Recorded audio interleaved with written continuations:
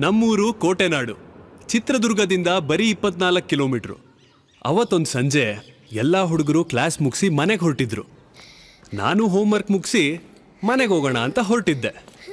ಅವಾಗ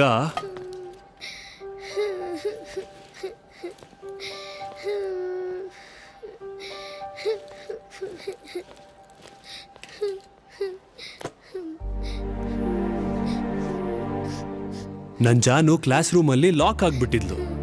ರಾತ್ರಿ ಎಲ್ಲ ಇಲ್ಲೇ ಇರ್ಬೇಕಲ್ಲ ಅಂತ ಭಯ ಪಡ್ಕೊಂಡು ಅಳ್ತಿದ್ಲು ಪಾಪ.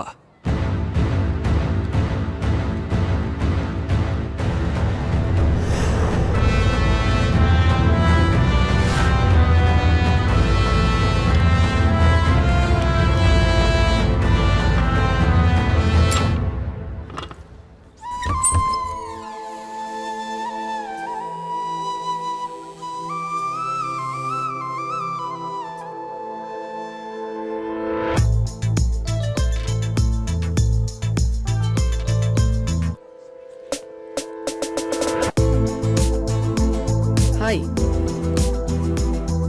ರಾಘವ. ಜಾನಕಿ.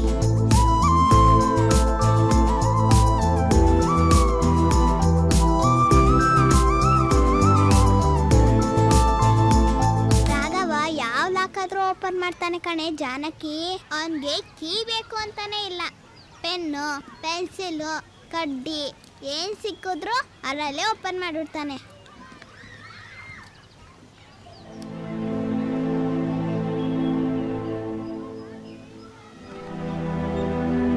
ಥ್ಯಾಂಕ್ಸ್ ರಾಘವ.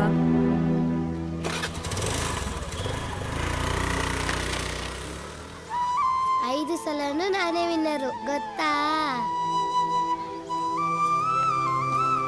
ದಿನೇ ದಿನೇ ನಾನು ಜಾನು ತುಂಬಾ ಹತ್ರ ಆಗ್ತಾ ಹೋದ್ವಿ. ಅವಳಿಲ್ದೆ ಒಂದು ಕ್ಷಣನೂ ನನ್ನ ಕೈಲಿ ಇರೋದಕ್ಕಾಗ್ತಿರ್ಲಿಲ್ಲ. ಅವಳನ್ನ ನಾನು ಅಷ್ಟು ಇಷ್ಟಪಡ್ತಾ ಇದ್ದೆ. ಲೈಫ್ ಲಾಂಗ್ ಅವಳ ಜೊತೆನೇ ಇರಬೇಕು ಅನ್ಕೊಂಡೆ. ಆದ್ರೆ ಯಾಕೆ ಜಾನಕಿ ಇಷ್ಟು ಬೇಜಾರಾಗಿದ್ಯಾ? ಅಪ್ಪಂಗೆ ಬೇರೆಯವ್ರಿಗೆ ಟ್ರಾನ್ಸ್ಫರ್ ಆಗಿದೆ. ನಾವು ನಾಳೆ ಹೋಗ್ತಾ ಇದ್ದೀವಿ. ನನಗೆ ನೀನು ಬಿಟ್ಟೋಗಕ್ಕೆ ಇಷ್ಟನೇ ಇಲ್ಲ. ಅಷ್ಟೇ ತಾನೇ. ಇಷ್ಟು ದಿನ ಈ ರಾಘವ ಲಾಕ್ ಓಪನ್ ಮಾಡ್ತಾ ಇದ್ದ. ನಾಳೆ ಹೆಂಗ್ ಲಾಕ್ ಮಾಡ್ತೀನಿ ನೋಡು. ನೀನ್ ಎಲ್ಲಿಗೂ ಹೋಗಕ್ಕಾಗಲ್ಲ. ಇಷ್ಟು ದಿನ ಅನ್ಲಾಕ್ ಮಾಡ್ತಿದ್ ನಾನು ನನ್ನ ಜಾನಕಿನ್ ಎಲ್ಲೂ ಕರ್ಕೊಂಡು ಹೋಗ್ಬಾರ್ದು ಅಂತ ಫಸ್ಟ್ ಟೈಮ್ ನಮ್ಮ ಮಾವನ್ ಕಾರ್ನ ಲಾಕ್ ಮಾಡ್ಕೊಂಡು ಕೀನೆ ತಕೊಂಡ್ ಬಂದಿದ್ದೀನಿ.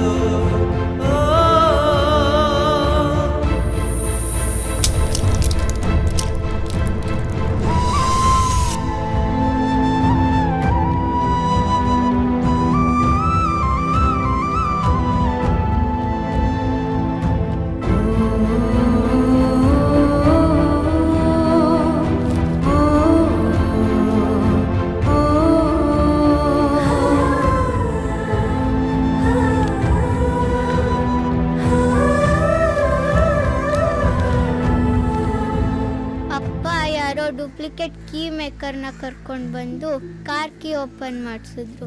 ನೀನೇನೋ ಅಂದೆ, ನೀನು ಲಾಕ್ ಮಾಡ್ತೀನಿ, ನಾನು ಎಲ್ಲೂ ಹೋಗೋಕ್ಕಾಗಲ್ಲ ಅಂತ. ನೀನು ನಿನ್ನ talent. Angry Janaki. Jagapathi uncle, ನನ್ನಿಂದ ನನ್ನ ಜಾನಕಿನ ದೂರ ಮಾಡಿದ್ರಲ್ವಾ? ಅದು ಎಷ್ಟೇ ವರ್ಷಗಳಾದ್ರೂ ನಿಮ್ಮ ಮೇಲೆ ನನ್ನ ಸಿಟ್ಟು ತೀರಿಸ್ಕೊಂತೀನಿ.